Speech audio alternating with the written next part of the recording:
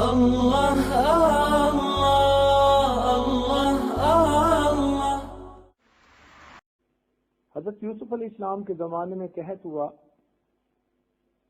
تو دستور تھا کہ جو آدمی گندم لینے کے لیے آتا وہ اپنے پیسے دے اور گندم لے، اور اگر کوئی آدمی ایسا ہوتا کہ جو محتاج ہوتا، غریب ہوتا، ضرورت مند اور حاجت مند ہوتا، مگر اس کے پاس پیسے نہ ہوتے، تو کام کرنے والے اسے کہتے کہ تم حضرت یوسف علیہ السلام کے پاس چلے جاؤ، اپنا حال بیان کرو، وہ چاہیں گے تو بغیر قیمت کے تمہیں اپنی طرف سے غلہ دے دیں گے۔ ایک مرتبہ ایک نوجوان آیا، اٹھتی جوانی، اس نے غلہ مانگا، کام کرنے والوں نے قیمت کے مطابق دے دیا، اس نے کہا مجھے اس سے زیادہ چاہیے۔ انہوں نے کہا کہ پھر آپ حضرت یوسف علیہ السلام کے پاس جائیے۔ وہ نوجوان حضرت یوسف علیہ السلام کے پاس آیا، کہنے لگا کہ حضرت میں ضرورت مند ہوں، مجھے زیادہ غلے کی ضرورت ہے۔ حضرت یوسف علیہ السلام نے اس کو غلہ دینے کا حکم دے دیا، مگر نوجوان نے کہا کہ حضرت مجھے اس سے بھی زیادہ چاہیے۔ حضرت یوسف علیہ السلام نے زیادہ غلہ دے دیا۔ نوجوان کی امید کچھ بہت زیادہ تھی، وہ کہنے لگا حضرت مجھے اس سے بھی زیادہ غلے کی ضرورت ہے۔ حضرت یوسف علیہ السلام نے فرمایا کہ تمہیں پہلے ہی اتنا زیادہ غلہ دیا جا چکا۔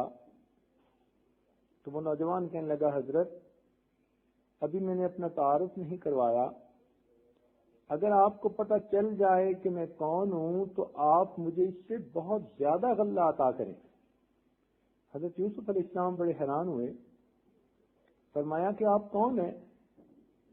وہ کہنے لگا حضرت جب آپ کے اوپر بہتان لگا تھا، زلیخا نے الزام لگا دیا تھا، تو اس وقت جس نے آپ کی پاک دامنی کی گواہی دی تھی وہ چھوٹا بچہ میں ہوں، اب میں بڑا ہو کر جوان ہو گیا۔ جب حضرت یوسف علیہ السلام نے یہ بات سنی، اتنا خوش ہوئے کہ اس نے بچپن میں میری پاک دامنی کی گواہی دی۔ آپ نے اس کو بہت پیار سے گلے لگایا اور بہت زیادہ غلہ دیا، انعام عطا کیا اور بڑی عزت افزائی فرمائی، اور لوگوں سے کہا کہ یہ غلہ اس کو گھر پہنچا کر آئیں۔ جب اتنی عزت سے آپ نے اس کو روانہ کیا، پروردگار عالم نے وحی نازل فرمائی کہ میرے پیارے پیغمبر علیہ السلام آپ نے اس نوجوان سے بہت محبت کا اظہار کیا۔ عرض کیا اے مالک، اے پروردگار، یہ وہ نوجوان تھا کہ جس نے میری پاک دامنی کی گواہی دی تھی، میرا جی چاہتا تھا کہ میں اس کو اتنا کچھ دوں جو میرے مقام کے مناسب ہے۔ پروردگار عالم نے فرمایا کہ میرے پیارے پیغمبر علیہ السلام آپ گواہ ہیں نا، جس نے آپ کی پاک دامنی کی گواہی دی، آپ نے اسے اتنا دیا جو آپ کے مقام کے مناسب تھا، تو میرا وہ بندہ جو دنیا میں میری وحدانیت کی گواہی دے کر میرے پاس آئے گا، میں روز محشر اس کو وہ دوں گا جو میری شان کے مطابق ہوگا۔